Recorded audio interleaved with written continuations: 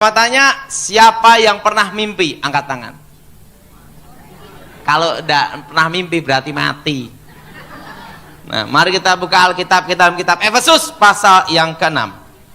Efesus pasal yang ke-6 ayat 12.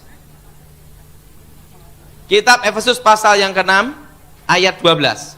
Karena perjuangan kita bukanlah melawan darah dan daging, tetapi melawan pemerintah-pemerintah, melawan penguasa-penguasa, melawan penghulu yang gelap ini, melawan roh-roh jahat di udara. Sudah yang kasih dalam Tuhan, semua serangan ilmu hitam, semua hubungan dengan kuasa gelap, itu selalu berhubungan dengan mimpi. Kenapa berhubungan dengan mimpi? Sekarang akan saya jelaskan. Alam sadar manusia itu 20%. Berapa saudara? Alam sadar manusia itu 20%. Dan alam bawah sadar itu 80%.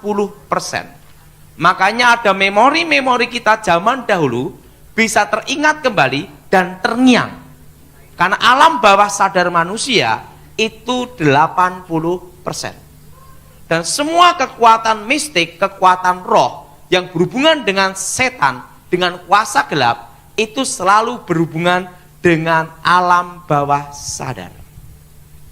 Kontak roh, kontak dunia lain pasti dengan alam bawah sadar.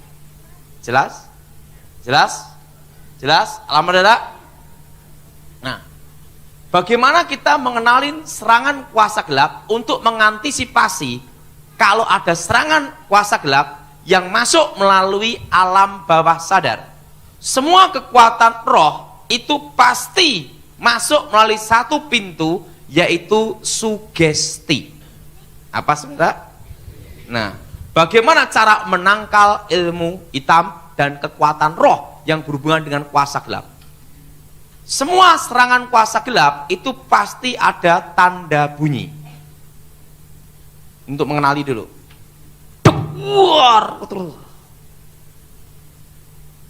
Itu jenis ilmu hitam untuk membunuh, atau kekuatan roh untuk membunuh atau bikin orang jatuh sakit parah. Dan setelah itu pasti akan ada mimpi, yaitu mimpi orang yang terdekat yang sudah mati.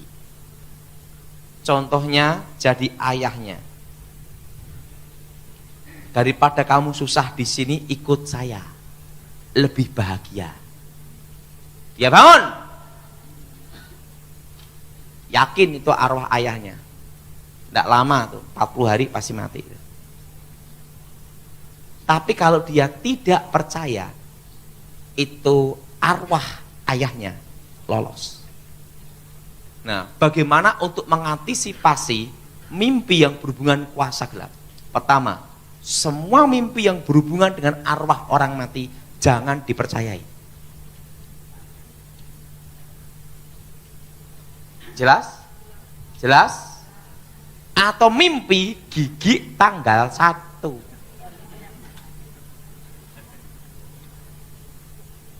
Wah, mati. Sekalipun gigimu rontok habis semua, jangan sedih, hanya mimpi. Jelas? Jelas? Nah, atau mimpi rambut rontok mandi telanjang. Nah, itu selalu disertai dengan tanda kalau itu kiriman kuasa gelap. Nanti saya beritahu mimpi yang berhubungan dengan setan dengan mimpi dengan diri kita sendiri, itu ada bedanya. Nah, kalau mimpi yang dari setan itu terngiang terus karena ditanam di roh untuk menunggu, namanya sugesti. Begitu sugesti baru masuk kuasa gelap itu. Nah, kalau bunyinya itu sekitar pintu depan atau jendela, itu jenis untuk bikin bangkrut, atau menceraikan rumah tangga, atau bikin orang jadi perawan tua, perjaka tua, expired kadaluarso. Nah, setelah itu akan ada mimpi. Setelah ada kiriman kuasa gelap itu baru ada mimpi. Nah, mimpi itu untuk apa? Untuk roh ini bisa masuk. Karena roh ini bisa masuk harus ada sugesti. Tanpa sugesti tidak bisa. Jelas? Jelas?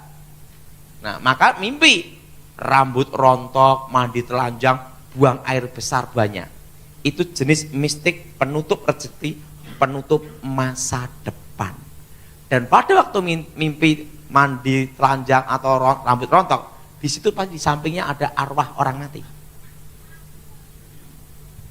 Nah, kalau itu diyakini tanda nasibnya dia, baru kuasa gelap itu bekerja. Bangkrut. Jadi perawan tua, jadi perjaka tua, atau cerai rumah tangga. Tapi kalau dia tidak percaya mimpi itu, lolos. Jadi kalau untuk aman dari serangan kuasa gelap, kunci hanya satu.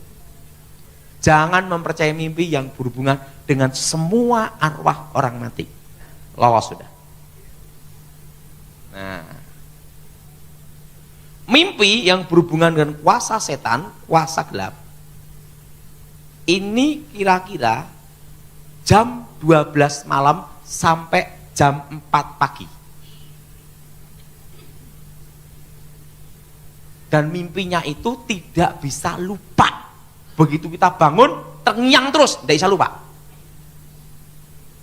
Karena mimpinya itu ditanam dalam roh untuk menunggu apa?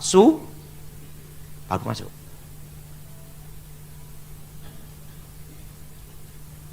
Jelas? Nah, kenapa jam 12 sampai jam 4 pagi? Karena di alam roh, ini tentang mistik ini ya. Kalau di dunia nyata ini siang, di alam roh itu malam. Kalau di sini malam, di alam roh itu siang. Setan memang kerja 24 jam, tapi dibagi 3 shift. Ada jamnya. Makanya waktu pesawat Adam Air itu jatuh, semua dukun pakai ilmu terawang gagal semua, betul? Karena apa? Mungkin waktu pergantian shift jatuhnya. Jadi bingung.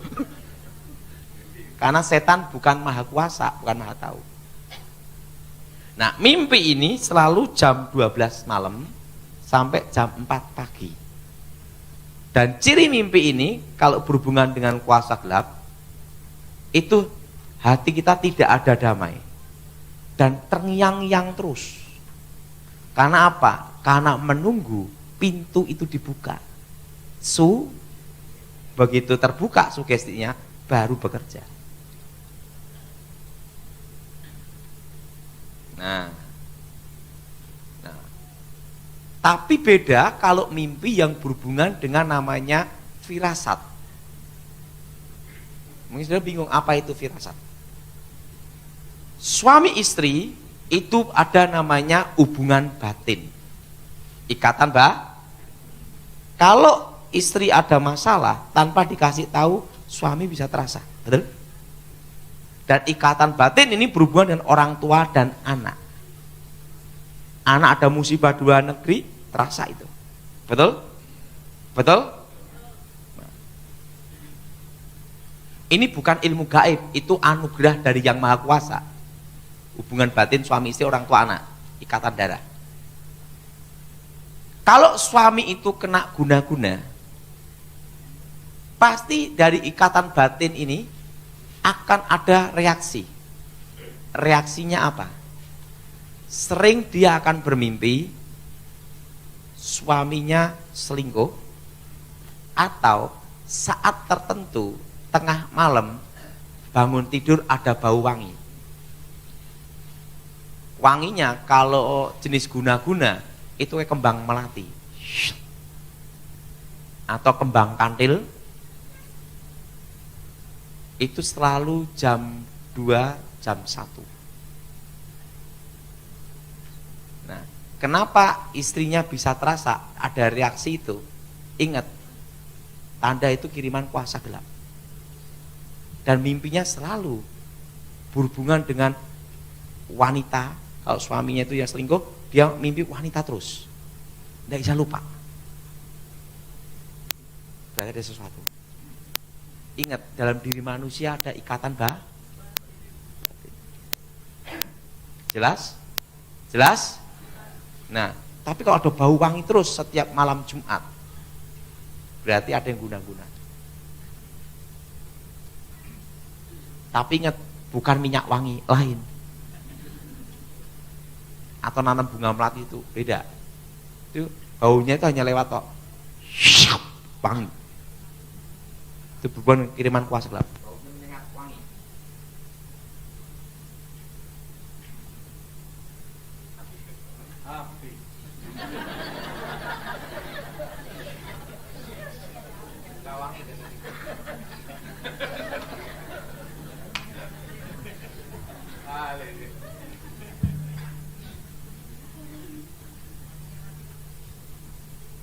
Jadi yang pertama, kalau yang berhubungan ilmu guna-guna itu istri akan sering mimpi berhubungan dengan wanita dan ada bau wangi saat malam Jumat. Wanginya itu lewat aja, beng gitu toh, langsung hilang. Kalau wanginya menetap, berarti itu minyak wangi. Jadi habis mimpi ada tanda apa? Bau wangi. Nah, istri ini akan terasa mimpi tentang wanita terus. Kenapa? Ingat, ikatan berapa ada kuasa gelap yang dikirim. Dan itu selalu jam 12 sampai jam 4 pagi. Makanya mimpi yang dari jam 12 sampai jam 4 pagi ini hati-hati. Jelas? Jelas? Nah, kalau mimpi rambut rontok, mandi telanjang, san buang air besar banyak. Dan setiap malam Jumat ada bau busuk. Beng, lewat aja. Berarti itu jenis tanah kuburan. Atau bikin bangkrut orang, namanya itu tutup bumi sapi itu. Kok bisa tahu Pak Daud? Kan dulu praktek. Jenis ini bakal larinya ke sini. Larinya ke sini, tahu. Jadi kalau habis mimpi rambut rontok, tiba-tiba ada bau busuk sekitar pintu depan. Itu ilmu untuk menutup masa depan. Nah, waktu mimpi itu kuncinya satu, jangan dipercaya dulu. Nah, ini mimpi yang berhubungan dengan kuasa setan. Nah, yang kedua, mimpi yang dari Tuhan. Yang dari setan itu berhubungan dengan arwah orang mati dan tidak ada damai. Dan setelah itu ada tanda alam. Biasanya ada tanda alam. Tanda alam apa? Bau wangi, bau busuk, tapi tidak menetap, menyengat. Tapi menyengat lewat aja sekilas. Gitu. Jelas? Jelas? Nah, tapi sekitarnya tidak ada pohon wangi-wangian, tidak ada. Nah, Pak, kalau baunya busuk, menetap terus di depan pintu, itu bau got. Jadi jelas? Jadi kalau mimpi yang berhubungan dengan kuasa gelap, habis mimpi pasti ada tanda alam. Itu pasti. Kenapa tanda alam itu ada? Kan gitu. Supaya yang bersangkutan ada sugesti. Begitu sugesti, baru masuk. Makanya setan bikin suatu kayak tanda alam. Pokoknya begitu ada tanda alam itu jangan diyakini itu aja. Jelas? Jelas? Nah, ini yang pertama, untuk mengenali mimpi yang berhubungan dengan kuasa gelap. Yang kedua, mimpi yang dari Tuhan. Mimpi dari Tuhan itu ya dan amin dan pasti terjadi. Dan mimpinya itu tidak tergantung jam. Dan kalau mimpi dari Tuhan, itu sesuai firman Tuhan, ditanam dalam roh. Tidak bisa lupa seumur hidup. Suatu kali saya bermimpi di sekolah Alkitab. Saya khotbah di antara puluhan ribu manusia.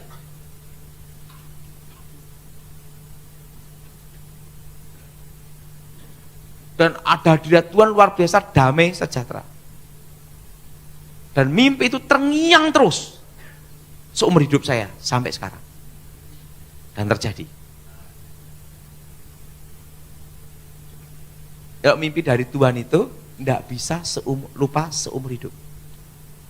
Karena ditanam dalam roh. Bedanya kalau dari Tuhan damai sejahtera, kalau dari setan tidak ada damai. Kalau yang dari Tuhan tidak mengenal jam. Kalau dari kuasa gelap pasti jam 12 sampai jam 4. Jelas? Kalau dari Tuhan pasti ada damai sejahtera. Dan tidak bisa lupa. Dan mimpinya tidak terputus-putus. Kok mimpi dari setan juga tidak terputus-putus. Terus, terngiang terus. Bedanya dari Tuhan damai yang setan tidak.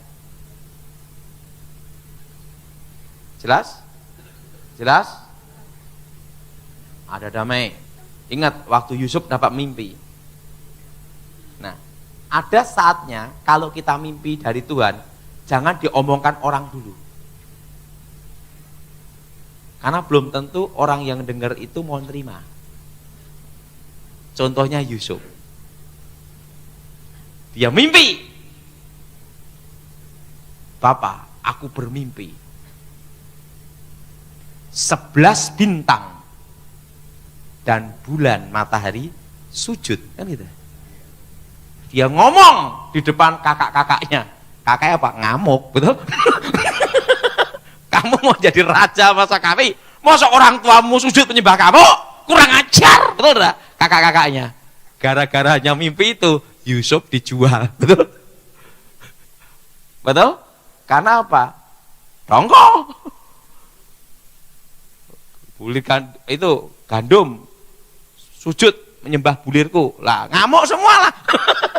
Nah, kadang kalau kita mimpi yang dari Tuhan, waktu kita omongkan ke orang, jangan buru-buru. Belum tentu orang itu mau nerima. Betul? Kalau udah waktunya Tuhan, baru boleh ngomong.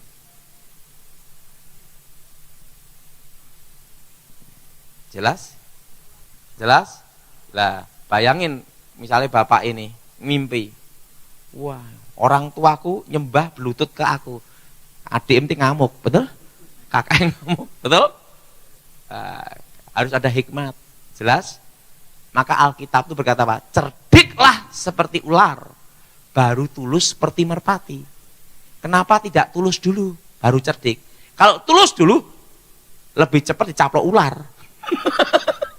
Makanya cerdik dulu, baru tuh tujuannya baik. Dia mimpi dari Tuhan itu ada damai dan tidak mengenal jam. Dan mimpinya itu terngiang terus. Nah, kalau mimpi posisi orang itu tidur. Pak, kalau saya tidak tidur langsung lihat, itu beda, itu penglihatan. Jelas? Sadar, tidur, beda. Kalau dia tidur, itu mimpi. Kalau dia tuh tidak tidur, tiba-tiba lihat, itu penglihatan, beda. Mimpi sama penglihatan itu hampir sama. Satunya tidur, satunya tidak. Jelas? Jelas? Nah, yang ketiga, kalau mimpi dari diri kita sendiri itu ada cirinya. Terputus-putus, kadang lupa, kadang ingat. Pak, kadang saya mimpi, Pak, ini ingat lagi. Saya itu lupa lagi. Itu mimpi apa, Pak? Tanda kecapean. Dia kecapean mimpi terus-terusan. Itu tidak ada artinya. Jelas? Jadi ingat, kalau mimpi berhubungan dengan ular, itu bicara tentang kuasa gelap. Karena itu lambang setan. Nah, jelas? Nah, Pak, bagaimana kalau saya mimpi itu digigit ular? Orang mau ketemu jodoh? Bukan. Itu kena ilmu pelet, tahu enggak? Kena guna-guna. Jelas? Saya rasa sudah cukup. Jadi ingat, kalau mimpi dari Tuhan tidak mengenal jam. Dan ada damai sejahtera. Dan kalau ada waktu mimpi dari Tuhan, jangan langsung terus diomongkan. Harus berhikmat juga. Ada waktunya kita ngomong. Nah, Sekarang tanya jawab. Saya singkat aja tentang mimpi, terutama saat ini biar tanya jawabnya banyak karena jamnya. Oke? Siapa yang mau tanya? Mana kertasnya? Yang angkat tangan?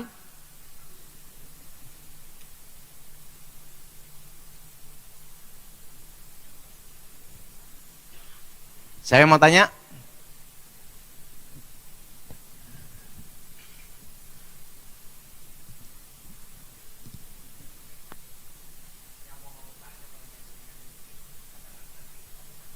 Mau tanya mimpi apa?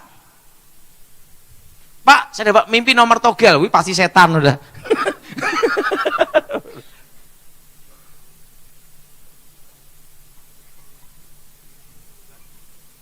Oke, silakan.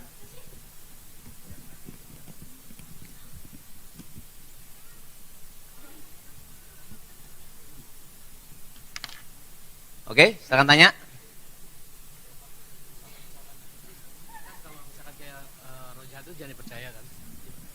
Ya, saya mau nanya aja dulu. Kalau mimpi misalkan kalau ada yang kayak kiriman dari roh jahat atau apa kan kita jangan dipercaya ya kan? Seandainya sudah terlanjur percaya, gimana cara nangkalnya? Diusir dalam nama Yesus. Jadi gini, kalau itu berhubungan dengan tanah kuburan, mistik, berarti menutup masa depan. Apa saudara? Menutup masa depan atau menutup jalan rezeki atau berkat. Nah, semua jalan tempat itu pasti ada harapan. Contohnya, orang beli tanah di pinggir jalan, harapannya apa? Supaya bikin toko atau ruko laku, betul? Ada Nggak mungkin kan orang itu mau bikin toko di puncak gunung renek jalan, betul nggak? Yang beli siapa, betul? Nah, kuasa mistik ilmu gaib itu menutup harapan namanya, menutup masa depan. Nah, kalau sudah menghadapi jenis ini, tiba-tiba ada tanda-tanda seperti itu, doanya seperti ini. Ini saya semua, darah Yesus buka masa depan tempat ini. Darah Yesus buka jalan berkat tempat ini. Dalam nama Yesus, segala roh jahat, roh setan, roh gelap, keluar dalam nama Yesus. Ingat, supaya tidak tertutup jalan itu. Jadi kalau saudara punya toko atau pabrik, lebih baik doanya seperti itu. Supaya tidak bisa dikerjain. Nah, atau kalau yang berhubungan dengan guna-guna. Berhubungan dengan apa, saudara? Kalau suami kena guna-guna, mobil sebagus apapun tidak ada bahan bakar pasti mogok, betul? Nah, bahan bakar mistik itu apa? Kekecewaan akar pahit dalam diri manusia. Makanya kalau istrinya itu kecewa akar pahit karena suaminya itu kena guna-guna, ilmu gaib ini tambah kuat mencengkram suaminya. Tapi kalau istrinya mengampuni, dihadapi tanpa dendam, ingat, tidak ada energi negatif yang untuk memperkuat. Setahun tidak berfungsi netral. Nah, nanti lain waktu tak jelasin tentang guna-guna, lain waktu. Cirinya kena guna-guna itu beda. Pak, habis sama pembantu tetangga sama teman saya, habis teman sekretaris, itu guna-guna atau bukan Pak? Itu sih bandot, lain cerita. Itu ada bedanya, jelas? Nah, jadi ingat, kenapa Yesus mengajarkan kita mengampuni? Karena ingat, energi negatif yang dipakai oleh setan untuk mengikat manusia, harus ada energi negatif dari api kegelapan. Api kegelapan apa? Kekecewaan. Jelas? Jelas? Kalau kamu mengampuni, bapamu pun Kalau kamu tidak mengampuni, bapamu tidak Nah. Jadi ingat semua, pengampunan kunci pemulihan. Oke, saya tanya lagi.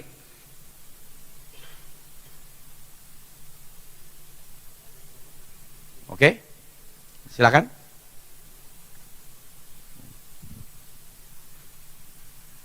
sekalian olahraga. Terima kasih.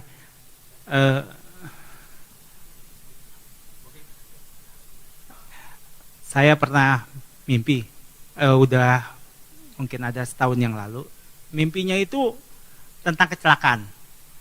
Sejak dari saat itu, setiap kali saya mau berkendara, itu selalu kayak ada langsung di pikiran saya tentang kecelakaan itu.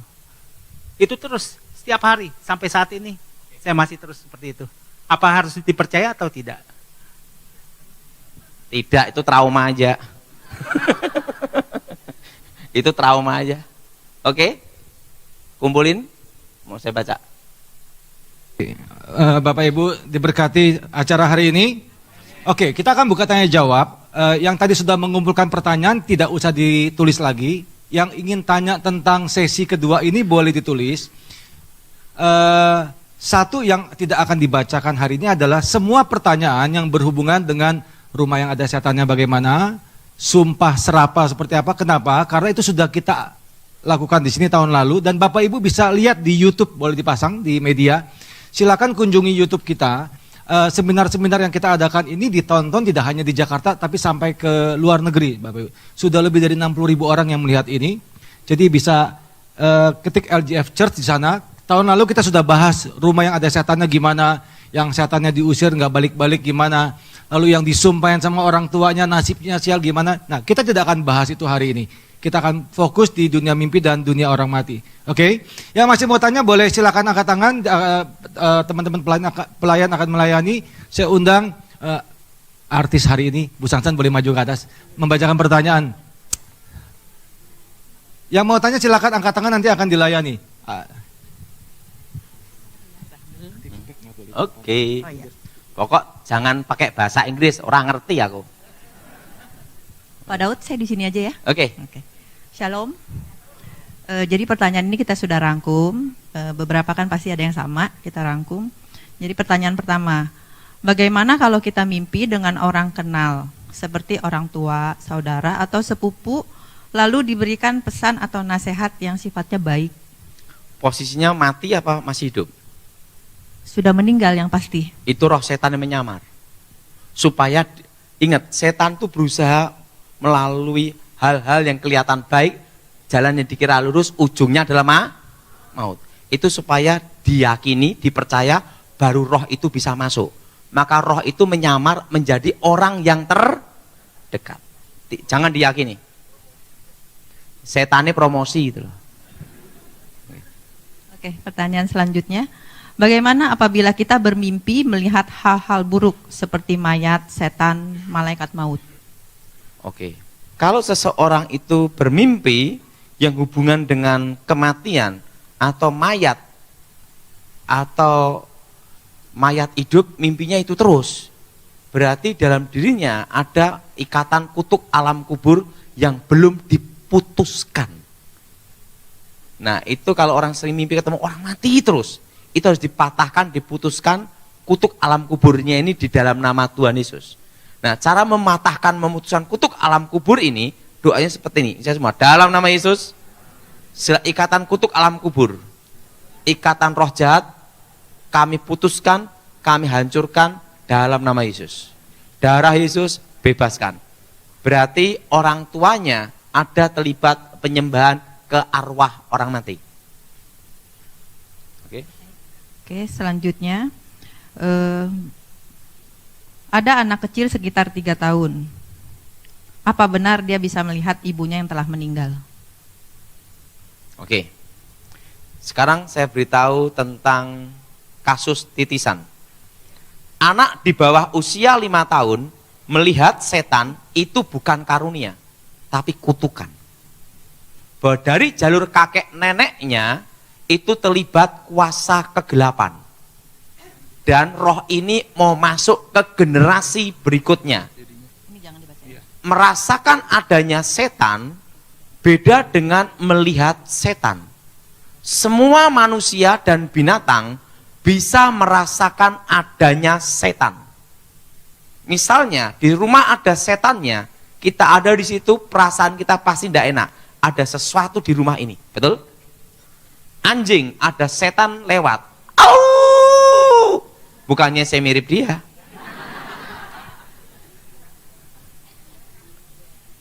Tetapi tidak semua manusia bisa melihat setan.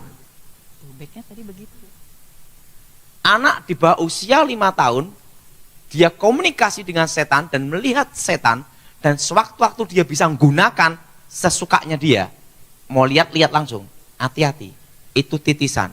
Dari kakek neneknya ada terlibat kuasa gelap, masuk ke generasi yang wajahnya yang mirip dengan mereka. Jelas? Jelas? Beda dengan karunia dari Tuhan, didapat itu setelah bertobat. Itu pun tidak bisa digunakan setiap saat. Tetapi tergantung Tuhan mengendaki, baru lihat. Nah, kemampuan supranatural saya untuk melihat setan, waktu saya bertobat, itu lenyap. Tapi saat tertentu Tuhan kendaki, lihat, tapi tidak bisa sesuka saya. Ngerti maksudnya? Waktu Tuhan kendaki, lihat. Tapi untuk merasakan adanya setan, bisa. Karena dulu bekas temannya setan. Ngerti? Kalau merasakan adanya setan, semua manusia, binatang bisa merasakan. Nah, jelas? Jelas? Nah, berarti kalau ada kutuk titisan ini, harus dipatahkan, diputuskan dalam nama Yesus. Namanya kutukan generasi. 3-4 generasi. Wajah saya itu tidak mirip ayah saya. Dan tidak mirip mama saya. Tapi juga tidak mirip tetangga. Nah, wajah saya itu mirip dengan kakek saya. Menurut kakek saya lebih tinggi dari saya, lebih tegap. Nah, waktu saya usia 3-4 tahun, saya sering komunikasi roh. Dan umur 5-6 tahun, kalau saya memandang sesuatu, konsentrasi, benda terangkat. Pensil, dulu pensil, korek api, pandang gini aja, konsentrasi terangkat semua. Nah, tapi belum ngangkat rumah, belum bisa. Jadi baru kertas, buku gitu tuh, tas gitu, gini, malah terangkat. Nah, waktu itu dikira itu adalah anugerah dari Yang Maha Kuasa.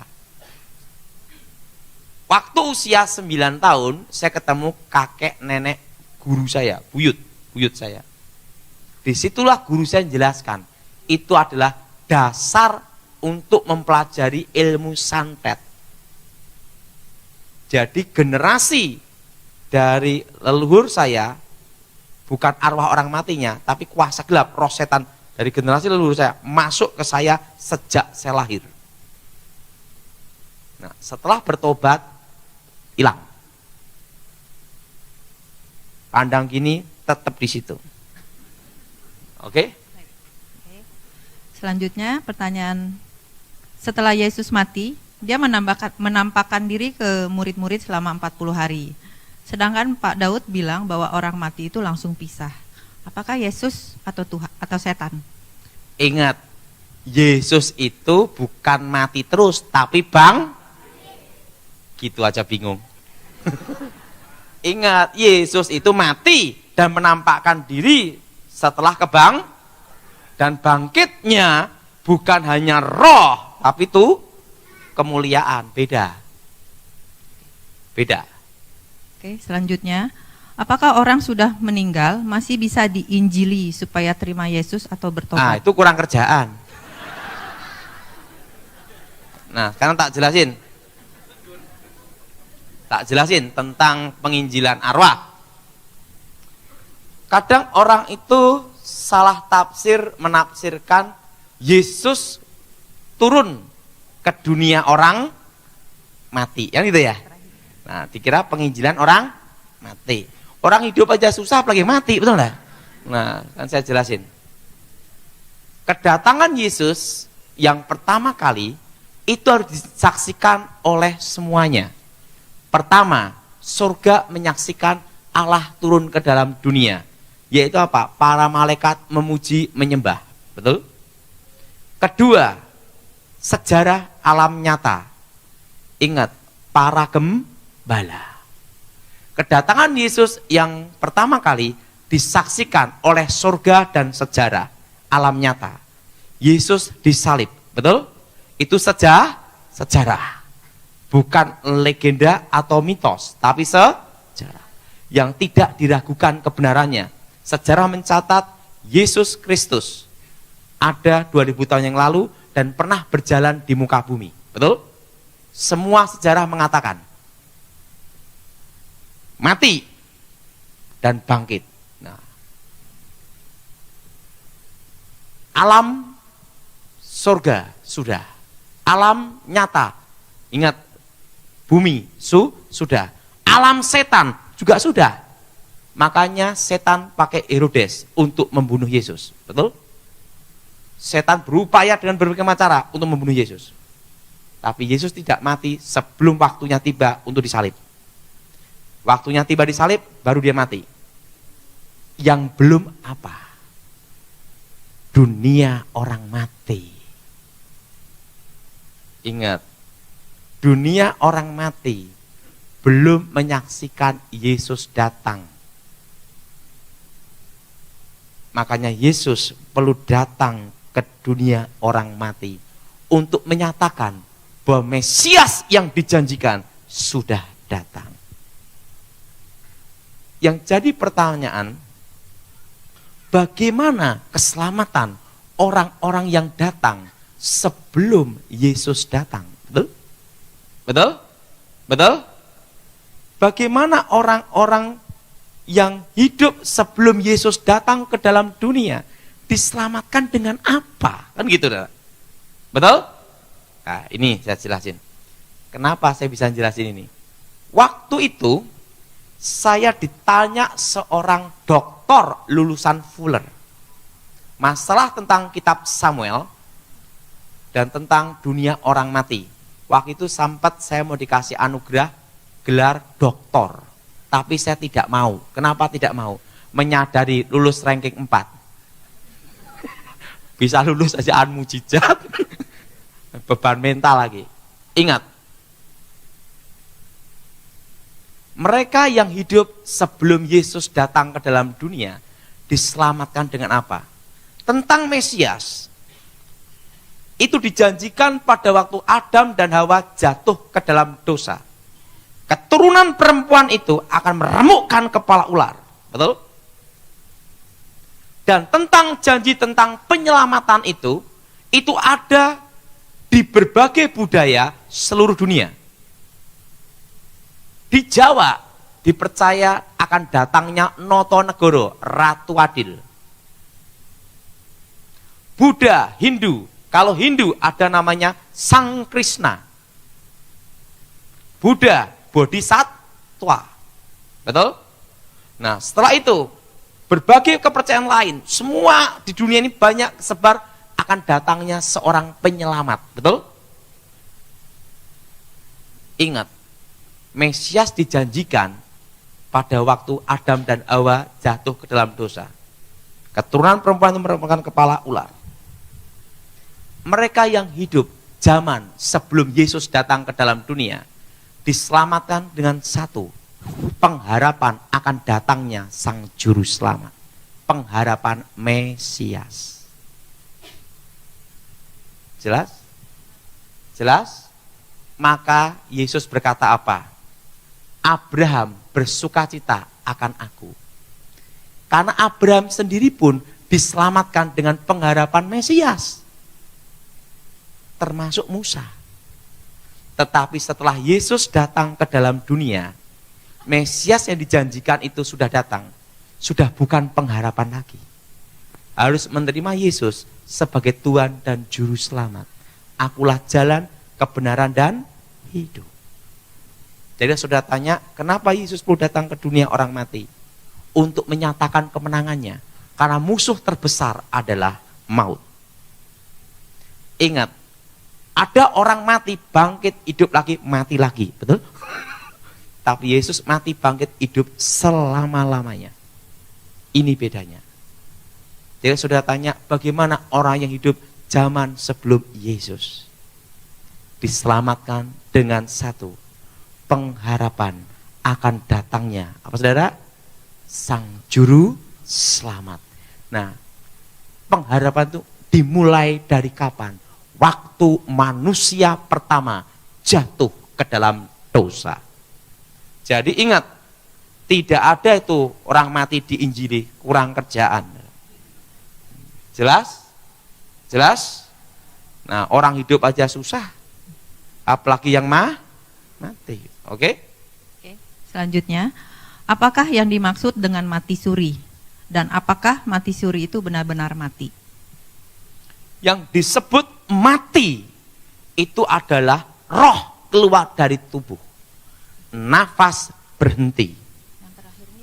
Pak, kalau nafas itu masih ada, itu apa? Itu pingsan.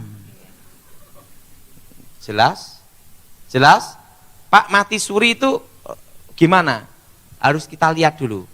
Yang jelas kalau itu betul-betul mati, nafas itu berhenti. Itu nafas berhenti tanda roh keluar. Tapi kalau nafas itu tidak berhenti, masih bernapas, tapi dia merasa di bawah alam lain, itu alam bawah sadar, itu berarti posisi orang itu belum mati, hanya pingsan. Jelas? Jelas?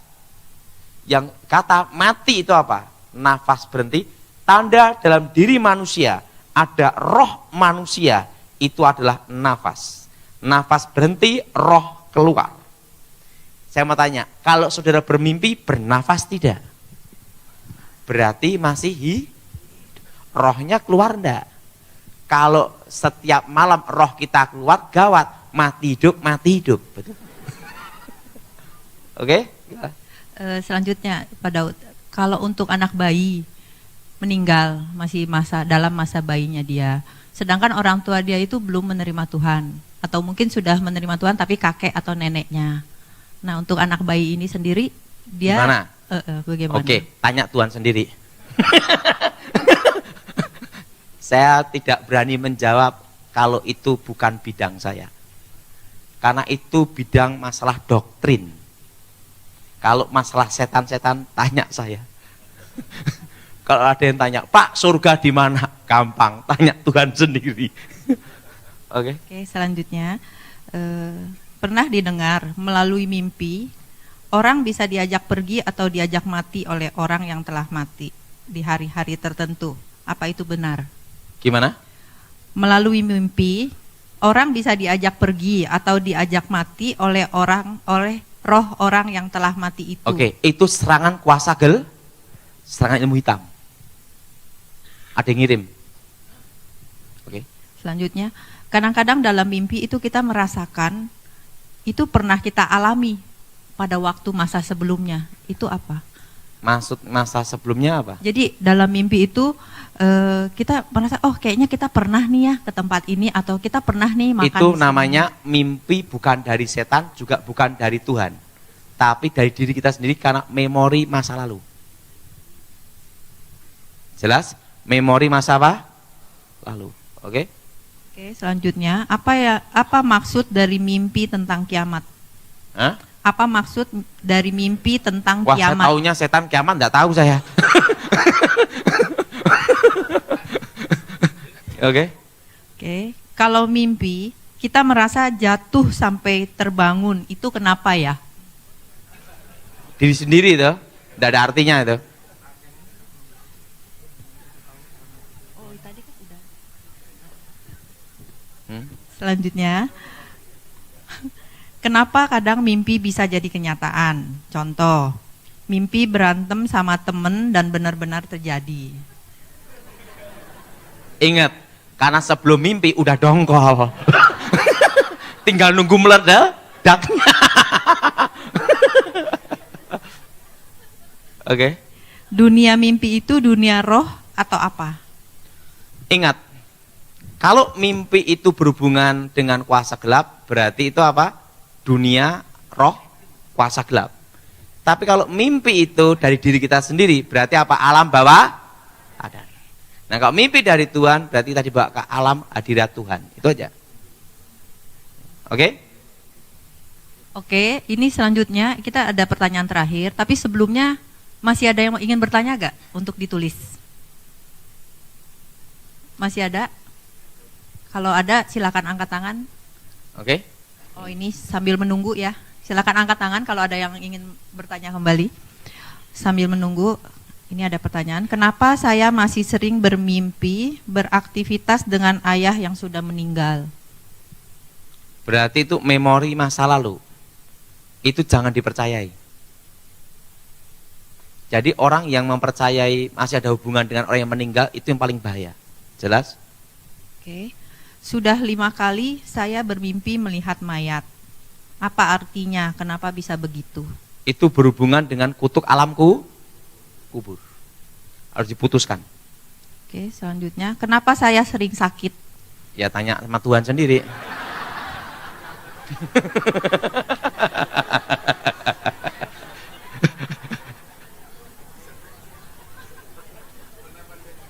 Hah?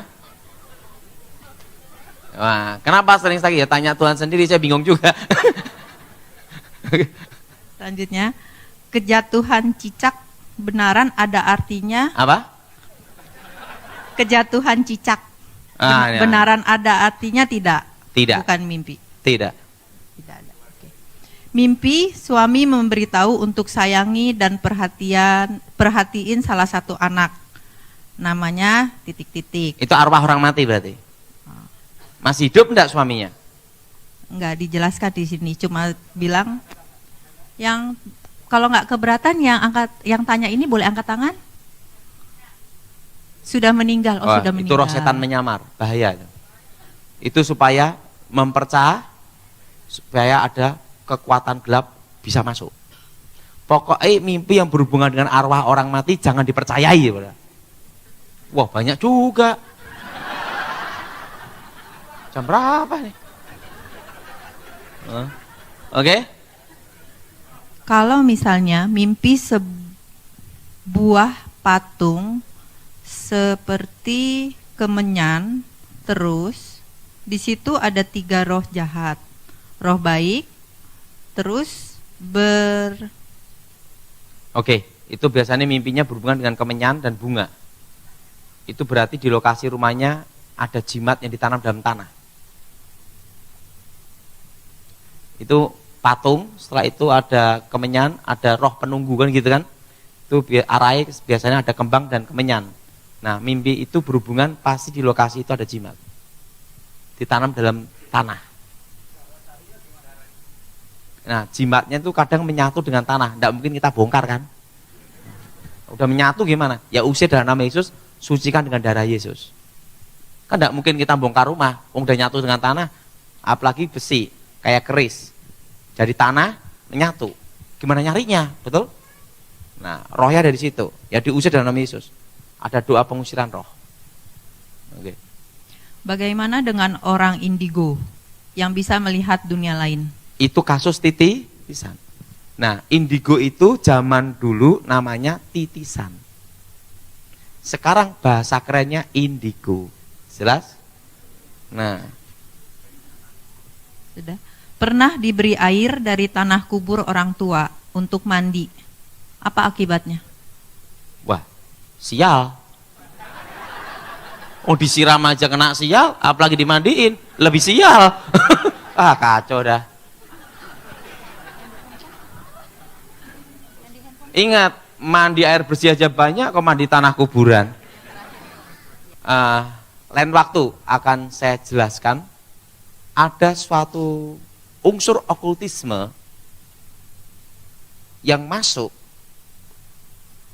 dan orang tidak tahu kalau itu kuasa gelap. Kadang orang tidak bisa bedain itu dari Tuhan atau dari setan. Saya pernah nangani satu kasus di Surabaya. Suatu kali ada orang yang ngakunya mendapat karunia dan dia berbahasa roh. Setiap kali doa seperti ini, sini. Itu saya awal-awal saya bertobat. Dia megang gini, plek, langsung keluar keris. Pegang gini langsung keluar kemenyan. Pegang gini langsung keluar batu akik.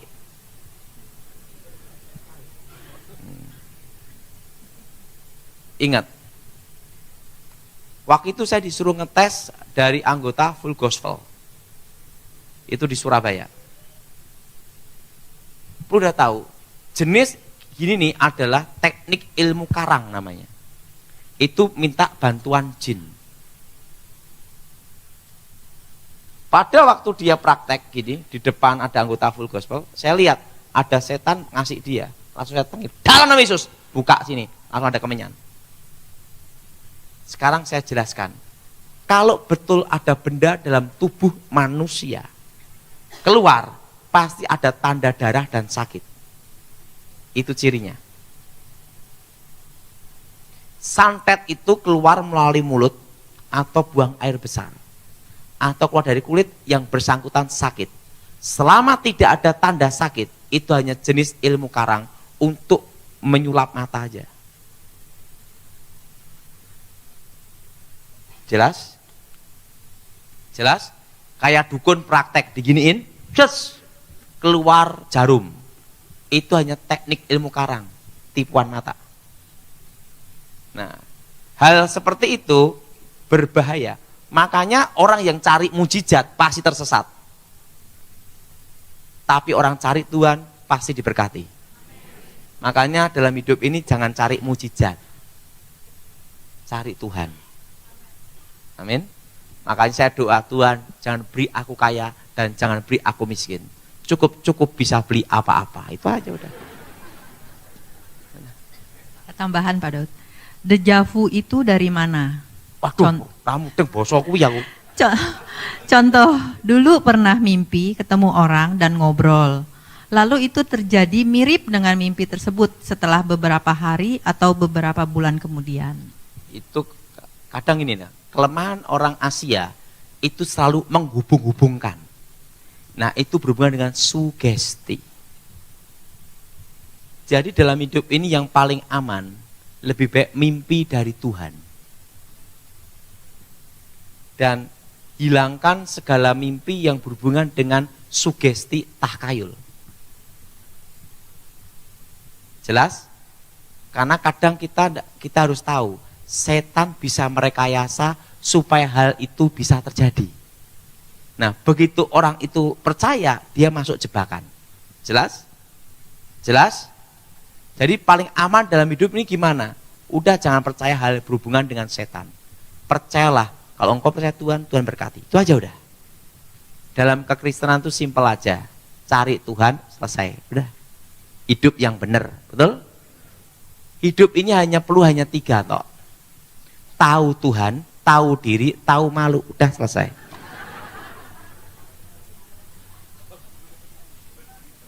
Betul? Ikut saya semua, tahu Tuhan. Tahu apa?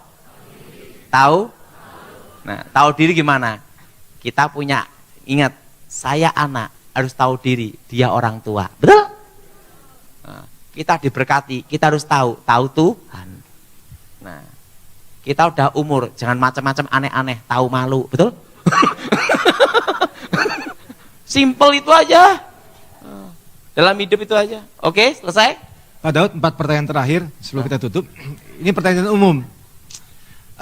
Orang-orang kita dari Indonesia sering kalau misalnya pergi ke Gua Suci, ke tempat yang dikhususkan Israel termasuk, itu kan pada borong minyak, patung dan lain-lain. Ya, itu mungkin perlu dijelaskan semua bagaimana sih gitu. Itu satu. Yang kedua, bagaimana kalau misalnya kita ada 4 saudara, kita tinggal sama orang tua, lalu orang tua punya benda keramat yang diwariskan dari sudah 4-5 keturunan, suruh jaga, dan kita ini anak paling besar, kita harus jaga barang ini. Nah, kita yang sudah Kristen, kita mau kasih ke adik-adik nggak mau, karena kan tanggung jawab anak pertama. Tapi dihancurkan juga nggak bisa ribut antar saudara. Menurut Pak Daud bagaimana? Oke. Yang pertama tadi apa ya? Lupa saya.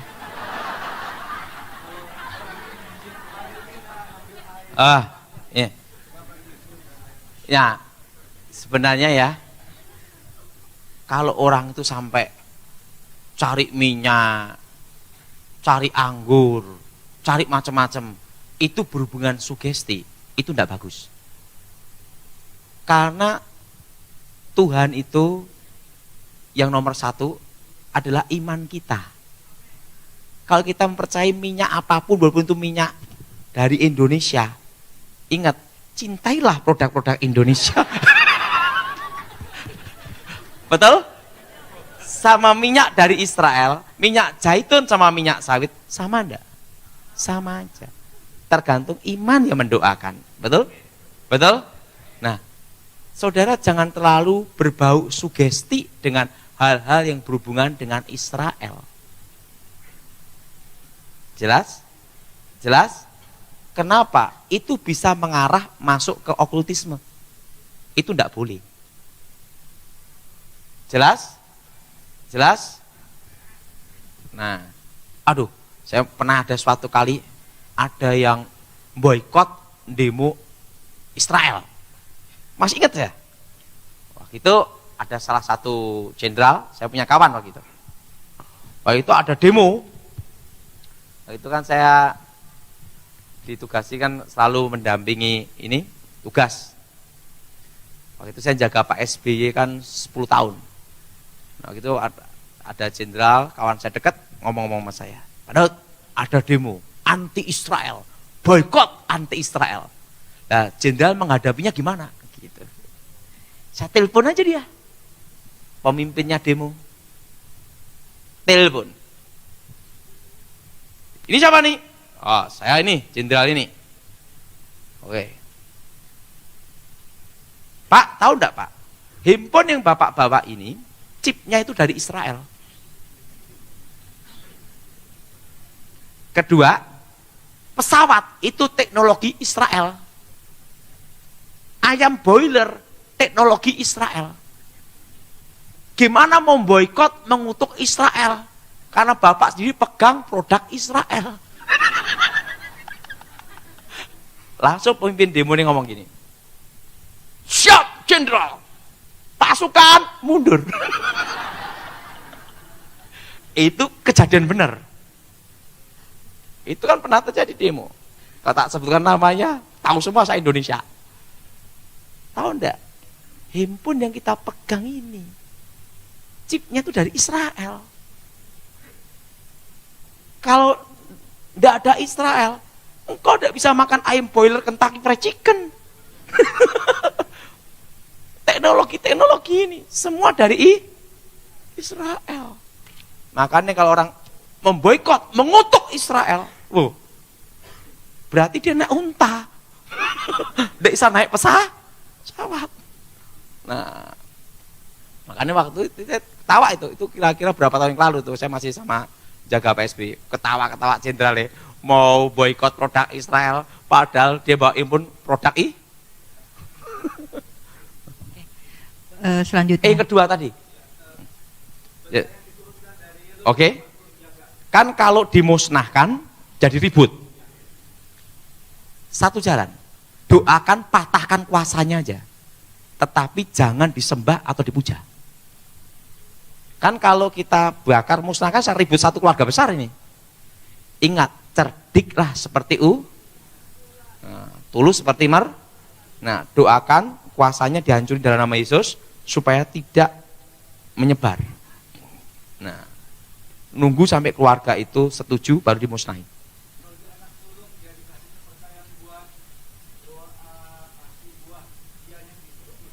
Jangan dikasih. Lebih baik buahnya kasih saya aja. Pokok jangan dirawat atau diemin aja. Gitu. Sampai keluarganya betul-betul mau untuk dimusnahkan. Oke, terakhir bener nih ya. Dua terakhir. Oh? Dua. Banyak banyak penggemarnya Pak Daud. Ya.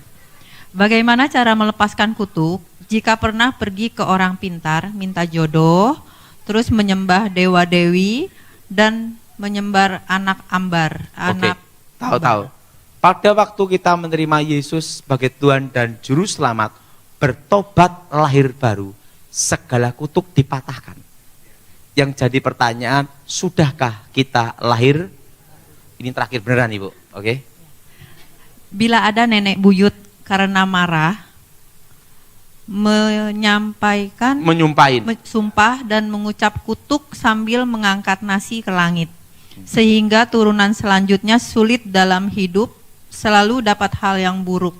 Itu Kenapa kutuk, dan bagaimana itu cara kutuk melepas? sumpah serapah. Pernah saya khotbah di sini tuh. Itu kutuk roda api. Itu dipatahkan dalam nama Yesus, namanya kutuk orang-orang kuat. Cara matahkannya, ini saya dalam nama Yesus, juga kutuk serapah. Orang-orang kuat kami patahkan, putuskan, hancurkan dalam nama Yesus. Saya sudah cukup? Makasih Pak Daud. Oke, kita bangkit berdiri, kita doa.